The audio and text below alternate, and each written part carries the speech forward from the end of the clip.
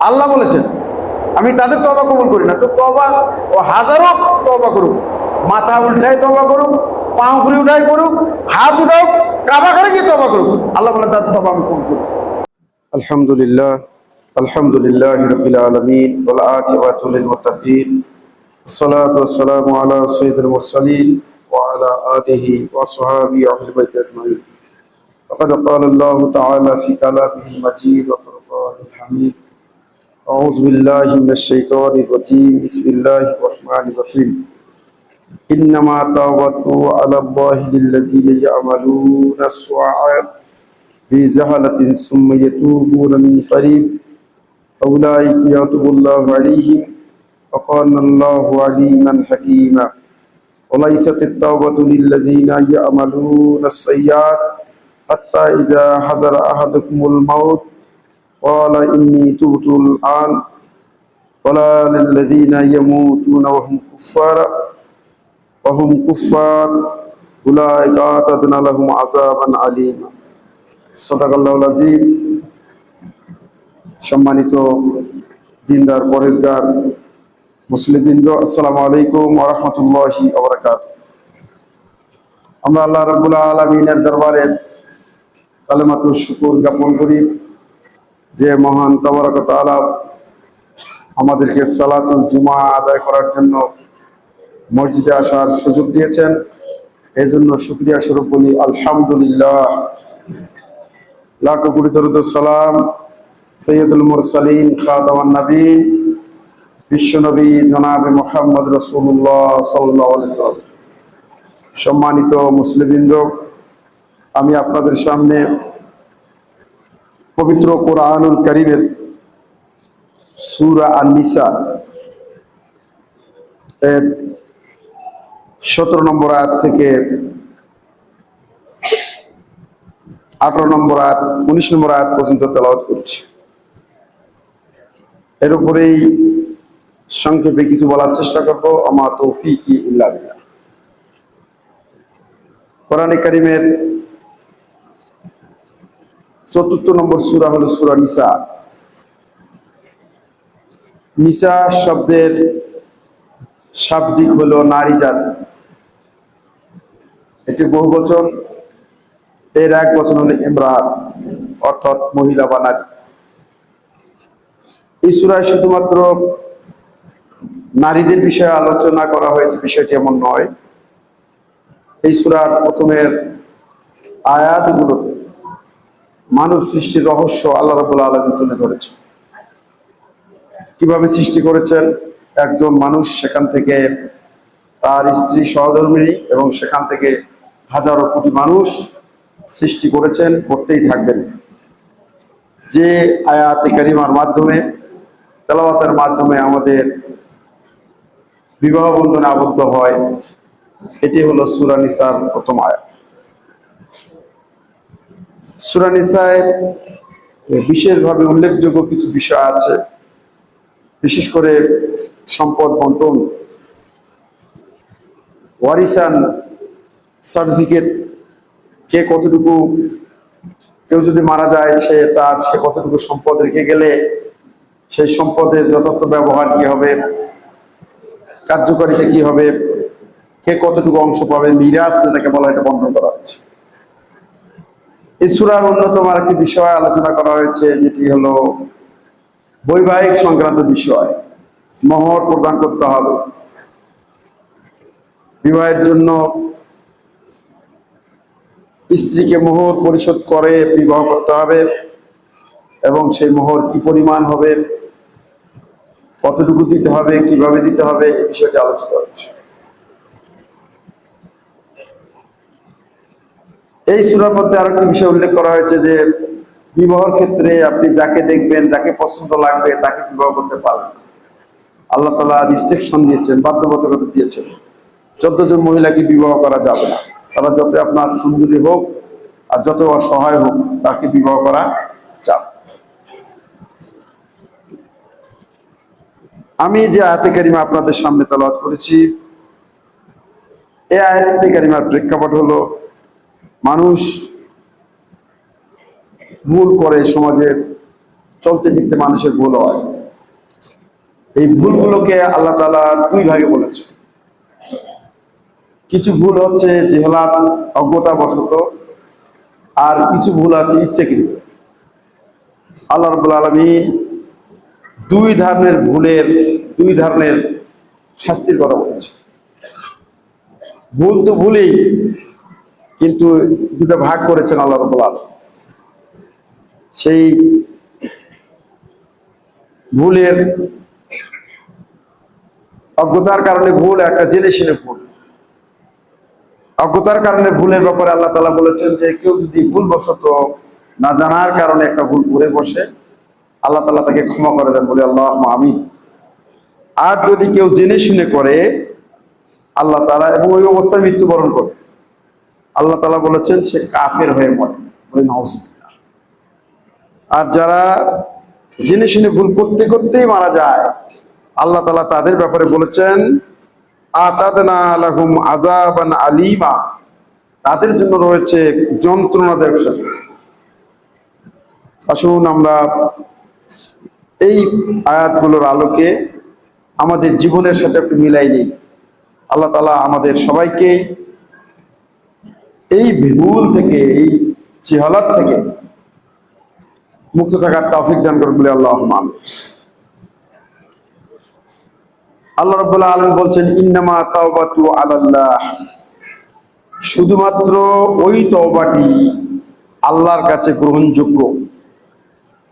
ইয়ামালুনা সুআ, যে ভুলটা অজানাবশত করে, জানে নাই করে ফেলেছে, আল্লাহ বলেছেন এই অপরাধ, এই ভুলটা আমি মাফ করে দিই। জিহালাতেন, জিহালাত মানে অজ্ঞতাবশত করে। তাও আবার অজ্ঞতাবশত করে ওখানে বসে থাকে না, করছি তো ভুল, বসে থাকে না। কি করে? সুম্মা ইয়াতুবুনা মিন কারিব, তাৎক্ষণিক ভাবে সে ভুলটা আর করবে না, তওবা করে এই কাজ থেকে সে ফিরে আসে। আল্লাহ বলেন আমি তাদের তওবা কবুল করি, বলি সুবহানাল্লাহ। এখানে আমাদের দৈহিক জীবনে, প্রত্যাহিক জীবনে আমাদের কিছু ভুল হয়। যেমন আপনি স্টেশনে গেছেন,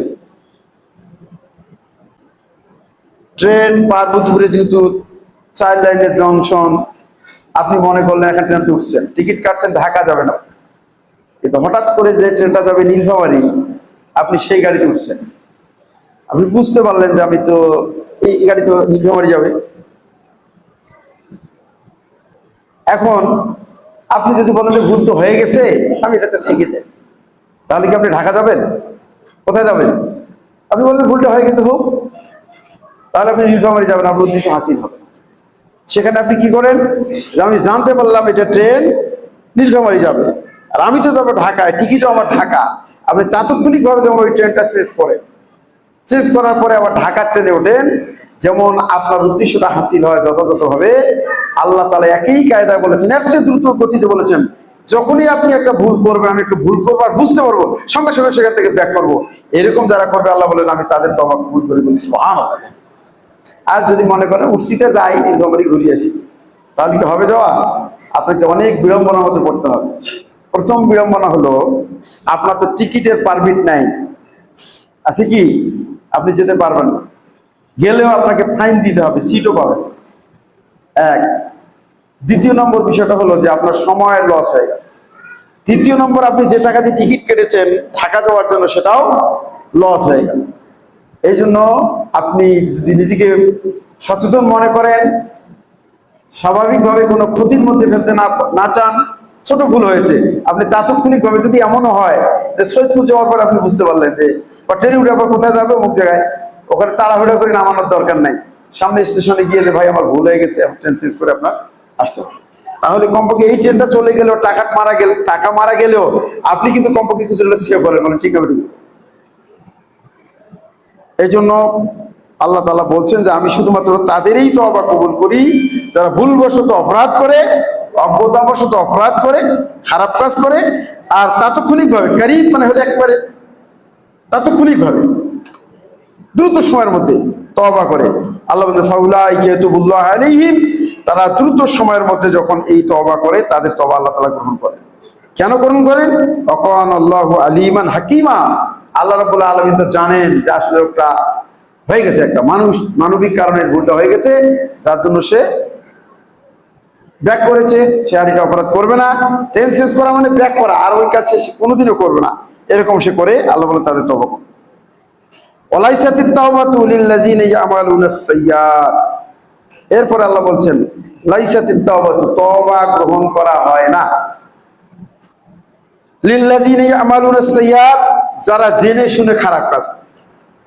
আমরা কিন্তু ইদানিং সব মানুষেরাই জেনে শুনেই খারাপ কাজ করি, অধিকাংশ ভুল জেনে শুনেই আমরা করি। আল্লাহ নবী বলেছেন, আল্লাহ তাআলা বলেছেন খাদ্যে ভেজাল দিও না। আপনি কিন্তু আমি খাদ্যে ভেজাল দিই, আপনি খাদ্যে ভেজাল দেওয়া হারাম। আপনি জানেন গরমকালে পাম অয়েল এবং সয়াবিন অয়েল, এটা আপনি জানেন আলাদা আলাদা আছে। গরমকালে আপনি বুঝলেন যেহেতু টের পাওয়া যায় না, অতএব পাম অয়েলটাকে আমি সয়াবিনের সাথে চালাই, আছে না এরকম? এবং নিজে নিজে ব্যাখ্যা তৈরি করলেন এটাও তো তেল, এটা কি সমস্যা আছে না? নাই কিছু লোক এরকম, এর ব্যাপার হইলো 3 গ্রাম সয়াবিন অয়েল দিব আর 1 গ্রাম দিব পাম অয়েল, তো লাভটা বেশি হয়ে গেল না? এইভাবে যারা ভুল করবে আল্লাহ তাআলা বলছেন আমি তাদের তওবা কবুল করি না। কার কথা এটা বলেন? আল্লাহ বলেছেন আমি তাদের তওবা কবুল করি না। তো তওবা ও হাজারো তওবা করুক, মাথা উল্টায় তওবা করুক, পাও ঘুরে উঠাই করুক, হাত উঠাও, কাবা ঘরে গিয়ে তওবা করুক, আল্লাহ বলেন তাদের তওবা আমি কবুল করি। আমাদের সমাজ ব্যবস্থায় কিছু মানুষ আমরা এরকম মনে করি আমি তো অপরাধ করছি, এগুলো অমুকে অমুকের হক মেরে দিয়েছি, অমুকের সম্পদ মেরে দিয়েছি, কাবা ঘর দেয়া কাবার গেলাপ ধরে আল্লাহর কাছে দোয়া করছে, মনে করছে যে অবশ্যই কাবার গেলাপ ধরে দোয়া কবুল হয়। আলহামদুলিল্লাহ কবুল হয়, এটা বাস্তব, অবশ্যই কবুল হয়, কিন্তু ওই দোয়া তো কবুল হবে না। কারণ আপনি তো এখানে অন্যায় করে গেলেন, আপনি তো হক মেরে দিয়েছেন, সে হক আপনার কাছে এখনো আছে, আপনি জেনে শুনে অপরাধটা করেছেন। আল্লাহ বললেন যে তাদের তওবা আমি কবুল করি না, তাদের তওবা কবুল হবে না। যদি তাই হয় তাহলে গোটা দুনিয়ার সব মানুষগুলোই তো অপকর্ম করবে আর কাবা ঘরেতে ওয়াল ধরবে। আমাদের দেশে ব্যবসায়ী অনেক গ্রাম পর্যায়ে, লোকাল পর্যায়ে এরকম কম। বড় বড় শহরে যারা ব্যবসা করে, বিভিন্ন এজেন্সি আছে, তারপরে লাইসেন্সধারী কিছু ব্যবসায়ী আছে, দেখা যাচ্ছে যে কোন জিনিসের সাথে কোন জিনিস মিক্সচার করে করে এমন ভাবে পর্যায় সৃষ্টি করেছে, একটা মালে একদিনই তার হজ করার মতো টাকা কামাই হয়। আছে না না এরকম? আছে না না এরকম? এত টাকা কামাই, একদিনে 10 লাখ টাকা লাভ হয়েছে অনেক ইন্ডাস্ট্রি মালিক। তার মনে করলো যে আমি তো এলে করি, হজ করে এসলাম। কি বলেন, হজ কবুল হবে? হবে না। তার মানে আপনি জেনে শুনে যে অপরাধ করবেন, সেই অপরাধটা আল্লাহ তাআলা বলছেন আমি গ্রহণ করি না। লাইসাত, এটা ব্যবহার করা হয়েছে, লাইসা শব্দ ব্যবহার করা হয়, এটা হলো আফালে নাকেস, আরবি ব্যাকরণের ভাষা বলে আফালে নাকেস, কানা সরা জল্লাবাদা 17টা আছে, তার মধ্যে এটা গ্রহণ করা হয় না। এটা কোনো ক্রমে নো অ্যাকসেপ্ট, গ্রহণযোগ্য নয়, গ্রহণ করেন না। এই জন্য আমরা যারা মসজিদে আসি আমাদেরকে ভাবতে হবে যে আমি যে অপরাধ করি আমি জেনে করি না না জেনে করি। আমার মনে হয় জেনে করার গুনার অপরাধীদের সংখ্যা 90% বলে, ঠিক না ঠিক এরকম? আর ভুলে যারা করে এমন অপরাধীর সংখ্যা খুব কম। আল্লাহ তাআলা বললেন আমি এদের তওবা কবুল করি না। এরপরে আল্লাহ তাআলা বলেন হাজার আহাদুকুমুল মাউত ওয়ালা ইন্নী তুবতুল আন, এরা আবার চালাক বেশি, এরা আবার খুব চালাক, যারা জিনিস অপরাধ করে। আল্লাহ তাআলা তাদের অবস্থা নিজেই তুলে ধরেছেন। হাত্তাই ইজা হাজার আহাদুহুম ওয়াল মাউত, যখন অপরাধ করছে হয়তো জানে যে আমি কি কি অপরাধ করেছি। আপনি নিজে শুয়ে শুয়ে চিন্তা করেন আজকের দিনে আমি কয়টা ভালো কাম করেছি, কয়টা মন্দ কাজ করেছি, বলতে পারবেন না? কি বলেন, পারবেন কিনা? এরকম এই বিবেক, এই সেন্স, এই অনুভূতি আল্লাহ আপনাকে আমাকে দিয়েছেন যে আমি আজকে কয়টা ভালো কাজ করেছি, আপনি বলতে পারবেন। আমি কয়টা করেছি আমারটা আমি বলতে পারবো, বলে ঠিক না ঠিক এরকম পারবো। আল্লাহ তাআলা বলে এরা খুব চালাক, এরা চিন্তা করে যখন তাদের কাছে মৃত্যু এসে হাজির হয়, দেখছে আর কোনো চান্স নেই, আর তো উপায় নেই, আর তো পারবো না, এখন মৃত্যু বুঝতে পারতেছে, তখন কি করে তারা ইন্নী তুবতুল আন, এখন আমি তওবা করছি, এই আশা করে আল্লাহ তাআলা বলেন ওয়ালা লিল্লাযিনা ইয়ামুতুনা ওয়া হুম কুফারা, তাদের তওবা কবুল হয় না, বরং তারা কাফের হয়েই মারা যায়। বলি নাউজুবিল্লাহ। তারা ইমানদার থাকে না। হতে পারে ইমাম সাহেব, হতে পারে মুয়াজ্জিন, হতে পারে মুহাদ্দিস, মুফাসসির, হতে পারে রাজা, বাদশা, প্রেসিডেন্ট, প্রধানমন্ত্রী, জাস্টিস, যে হোক না কেন, এরা কাফের অবস্থায় মরে। বলি নাউজুবিল্লাহ। আল্লাহ রাব্বুল আলামিন কোরআনে কারীম অন্যত্র বলেছেন, সূরা মুনাফিকের মতো বলছেন যে মানুষের যখন মৃত্যু এসে যায়, জাকানদানি শুরু হয়, যে মৃত্যুর একেবারে ঘন ঘটা চলে আসে, তখন ওই মানুষটা আল্লাহর কাছে বলে, বুদবুদ করে বলে। আমরা অনেক সময় স্বার্থান্বেষী আমরা থাকি, বাপের সম্পদ বেশি নেওয়ার আশায়, বোনের সম্পদ বেশি নেওয়ার আশায়, মায়ের সম্পদ বেশি নেওয়ার আশায় কি যেন বলে সে মনে মনে মৃত্যুর সময়। আপনিও বলবেন, আমিও বলবো। আল্লাহ যেহেতু বলেছেন আপনিও বলবেন, আমিও বলবো। সেখানে কি বলে জানেন, বা আমরা কি বলবো, সেটা বলবো যে আল্লাহ আমাকে একটু সময় দাও। কোরআনের অর্থটা বলছি, যেহেতু সময় দাও, আমাকে একটু সময় দাও। আল্লাহ বলবেন তোমার সময় দিলে কি করবা? আমি কয়টা কাজ করবো, ফাসাদ দেখ, আমার যা সম্পদ আছে সবগুলো তোমার রাস্তা দান করবে। প্রথম বলে এই কথা। তারপর আর কি করবা? ওয়াকুন মিনাস সলিহিন, আল্লাহ আমি সব তোমার নেককার বান্দা, যারা যারা সলে বান্দা, যারা কোরআন এবং হাদিস মেনে চলে, কোরআন এবং হাদিসের আলোকে নিজে ওর জীবন, পরিবার, সমাজ, রাষ্ট্র পরিচালনা করতে চায়, আমি তাদের সাথে থেকে বলি সুবহানাল্লাহ। আল্লাহ তাআলা আবার জবাব দেন সহজ ভাবে। আল্লাহ তাআলা বলেন তোমাকে এরকম চান্স অনেক দিয়েছিলাম, অনেক চান্স। বান্দা প্রশ্ন করবে আল্লাহ কই আমাকে চান্স দিয়েছিলেন? আমার তো মনে নাই। বলছে তুমি অ্যাক্সিডেন্ট করছিলে না? অ্যাক্সিডেন্ট করার পর বেকায়দা তুমি ছিলা, হাসপাতালে পড়েছিল, আমার কাছে বলেছে আল্লাহ আমাকে বাঁচাও, আমি ভালো হয়ে যাবো। আপনি দেখবেন অনেক অসুস্থ মানুষ কি, আপনি যদি দেখতে যান, সে আত্মীয় মানুষ হওয়ার কারণে সে অপকর্ম করে, অনেক কিছু করা, মানে দেখতে যান, আপনাকে দেখে আমি দেখেছি, আমার জীবনে মনে আছে, আপনাদের অনেক হয়েছে হয়তো, যে বলে ভাই আমার জন্য দোয়া করেন, আমি এবার ভালো হয়ে যাবো। বলে কিনা এরকম, আমার জন্য দোয়া করে আমি এবার ভালো হয়ে যাবো, আর এগুলো অপকর্ম করবো।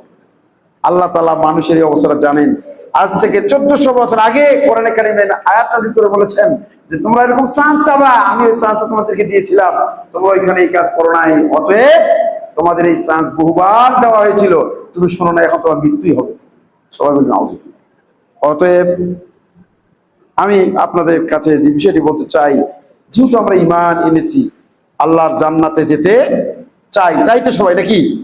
অতএব আল্লাহর জান্নাতে যাওয়ার জন্য তওবা করতে হবে, তওবা করতে হবে। এই তওবাটা তাৎক্ষণিক হতে হবে। আপনি ইচ্ছাকৃত কোনো ভুল করবেন না।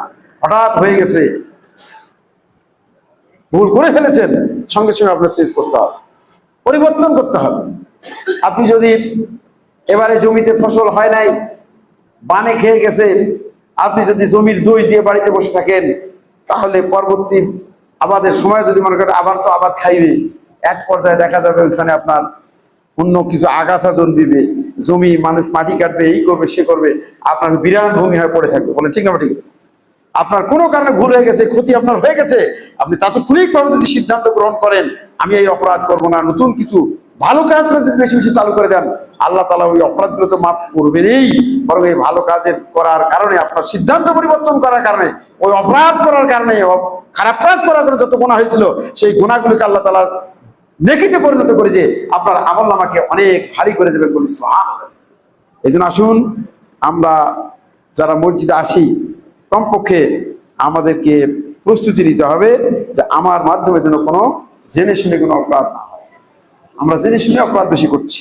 আল্লাহ তাআলা শেষে বলেছেন উলাইকা আতাদনা লাহুম আযাবান আলীমা, আর যারা জেনে বুঝে সিদ্ধান্ত নিয়ে কোনো অপরাধ করে, আল্লাহ বলেন তাদের জন্য রয়েছে যন্ত্রণাদায়ক শাস্তি। শাস্তি তো আযাবুন আলীম রয়েছে, আযাবুল আজিম বলা হয়েছে, তারপরে আযাবের অনেক কোয়ালিটির কথা বলা হয়েছে। আলিম শব্দের শাব্দিক অর্থ লোকাত বিদেরা করেছেন যে এমন একটা শাস্তি, যে শাস্তিতে মানুষ মৃত্যু কামনা করবে কিন্তু মৃত্যুও হবে না। আলিম শাস্তি হলো এরকম, আযাবুন আলিম মানে এমন এক ধরনের শাস্তি, এটা হলো যন্ত্রণাদায়ক শাস্তি। যন্ত্রণা কেমন?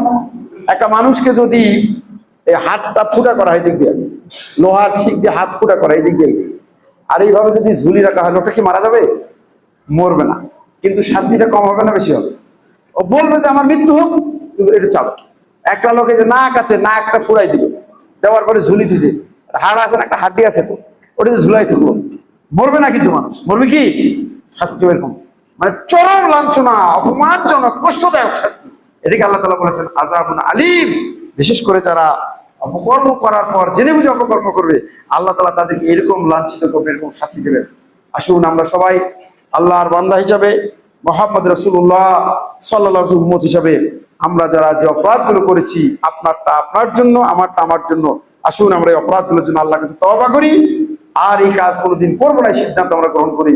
যদি করতে পারি, আল্লাহ গফুরুর রহিম, রহমানুর রহিম, আল্লাহ তাআলা যেন আমাদের সবাইকে মাফ করেন বলে আল্লাহুম্মা আমিন।